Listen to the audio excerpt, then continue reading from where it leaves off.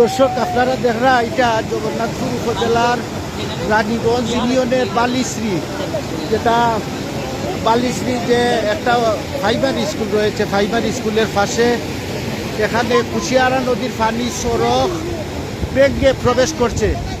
এই মুহূর্তে সড়ক ব্যাঙ্গে কুশিয়ারা নদীর পানি প্রবেশ করছে। এটা যে সড়কটি আপনারা দেখছেন এটা হচ্ছে গিয়ে আলমপুর বালিশ্রী রৌয়াল যে পাকা সড়ক। এই সড়কের মধ্যে এর আগে একটা ফাইট ছিল পানি নিষ্কাশনের জন্য। ওই ফাইটটি দিয়ে কিন্তু মূলত এই পানি প্রবেশ করছে ফাঁকা সড়ক ব্যাঙ্গে। অত্যন্ত বিপজ্জনক অবস্থা।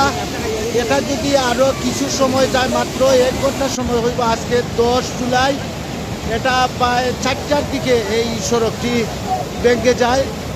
এতে রৌয়াইল বালিশ্রী যে সড়কে যানবাহন চলাচল বন্ধ হয়ে যায়।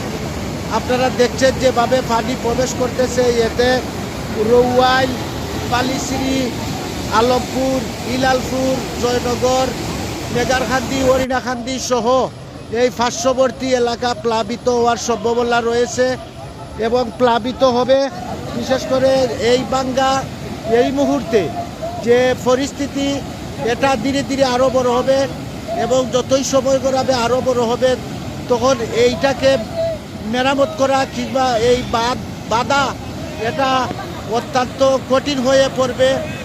এই বাঙ্গা দিয়ে পানি প্রবেশ করে বিশেষ করে বালিশ্রী রৌয়াইল আলমপুর মেগারখান্দি হরিণাখান্দি জয়নগর সহ পার্শ্ববর্তী এলাকা প্লাবিত হওয়ার সম্ভাবনা রয়েছে। বাঙ্গা বাঁধটি পরিদর্শনে আসেন রানীগঞ্জ ইউনিয়ন পরিষদ চেয়ারম্যান ডাক্তার শেখ সদরুল ইসলাম সহ স্থানীয় জনপ্রতিনিধিরা এখানে উপস্থিত রয়েছেন। জানতে চাইব সদরুল ইসলামের কাছে।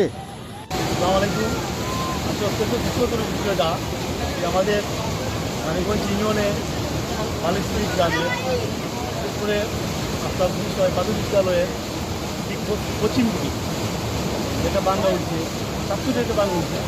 আমি আধা ঘন্টা আগে শুনছি আমাদের বন্ধু বলছেন উম্মা সাহেব সাহেব মোবাইল লাগাই আসলে আমাদের সাথে সাথে প্রাথমিকভাবে আমি সেন্টি মাইকে এলাকা আসলে দেখলাম যে অবস্থা, যে আমি মোদীর সাথে আমি আলাপ করতেছি, মোদীর সাথে আমি আলাপ করতেছি। অবশ্যই আমরা তাৎক্ষণিক একটা বিবেচনা নেওয়ার জন্য আমরা